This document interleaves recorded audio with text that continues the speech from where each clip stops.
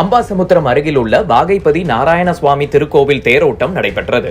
நெல்லை மாவட்டம் அம்பாசமுத்திரம் அருகில் உள்ள வாகைக்குளம் வாகைப்பதி ஸ்ரீமன் நாராயணசுவாமி திருக்கோயில் தைப்பெரும் திருவிழா 53வது தேரோட்டம் நடைபெற்றது.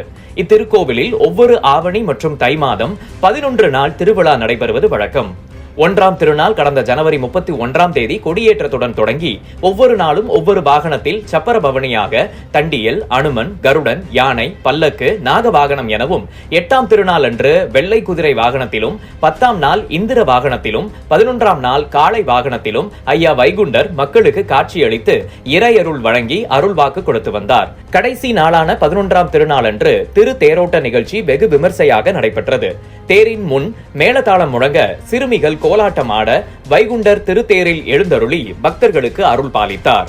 இத்திருவிழாவில் சுற்றுவட்டார கிராமங்களைச் சேர்ந்த திரளான பக்தர்கள் கலந்து கொண்டனர். மேலும் இரவு வாகன பவனியாக காளை வாகனத்தில் அமர்ந்து கொடி இறக்கத்துடன் திருவிழா நிகழ்ச்சி நிறைவு பெற்றது.